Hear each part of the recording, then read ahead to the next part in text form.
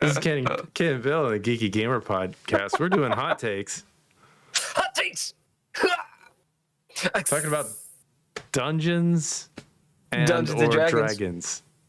Yeah, and or dragons. You know, you can't call the dragon a dragon, okay? It may not identify as a dragon. Come on! I'm funny.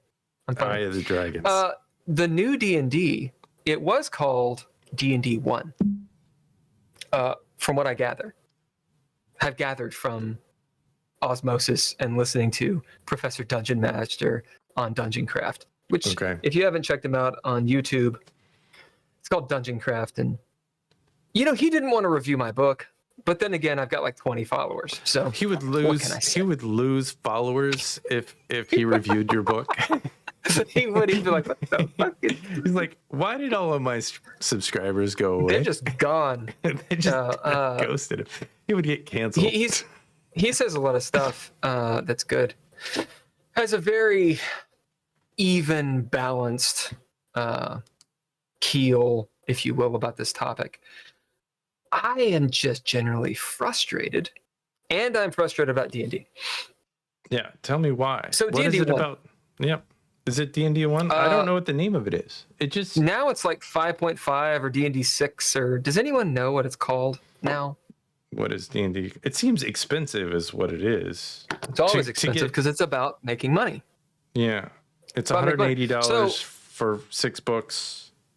It's $60 for 2 books. It's actually not that bad, $180. It's $30 a book. But yeah. D&D, once it was getting popular, the business model is they could put out a bunch of books, and you keep on buying the books, and you have thousands of dollars worth of books, and then they change the edition, so you got to buy the next set. And Hasbro owns it, right? WotC, Wizards of the Coast, owns the IP. Hasbro owns WotC, and they're a corporation. And I'm essentially regurgitating what Professor Dungeon Master says, which I thought it was good. At the same time, I think he's missing something, which is that is a reason to not like it. Like, I get the idea of saying, okay, in the new D&D, everything is a species, nothing is a race. You can play pretty much any species you want, and they're interchangeable. It's just about what they look like and a bit of lore. And then what you choose to do as a profession, that's going to dictate if you're strong or smart or whatever. So they're taking it away from identity politics, or they're catering to identity politics, which is fine because their market research says that's going to sell, and turns out it does. Fine. Totally cool with that. I got no problem with that.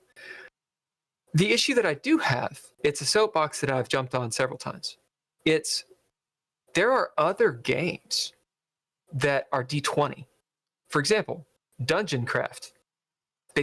He's got a game. It's a D20 game. Mothership. It's a great D20 game. You know, if you want to go to the Free League, even though they're kind of like, in my opinion, kind of monopolizing the indie scene, they got a lot of really, really great games. Yeah. I don't know if Mothership is Free League or not. Regardless, there's stuff that is in that same vein that's pilfering from Lord of the Rings and all manner of lore around the world. You don't have to play the big corporation's game. What does Dreadlore pilfer off of again? It just pilfers. Dreadlore does 2 things. So Dreadlore is the game that I created. One of the games I created. It creates its own setting. So you can use the Dreadlore system to play in multiple settings. You could play a Greyhawk or a Planescape as in a Dungeons and Dragons world using the Dreadlore rule set. But the book has its own setting, and it's called Craster.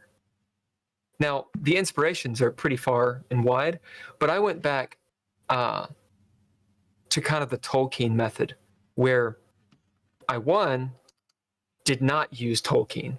Instead, I did what Tolkien did, which was I looked at actual lore from these regions and said, oh, that's what an elf quote is. It's not a Tolkien elf. It's an elf from Germany or an elf from, something in a Celtic kind of elf or a Norse kind of elf. And then I derived the different species or races from those and the lore from those. Yeah. A lot's taken from Persia, Norse mythology, Celtic mythology, and then, of course, Roman and Greek. But that's where it comes from.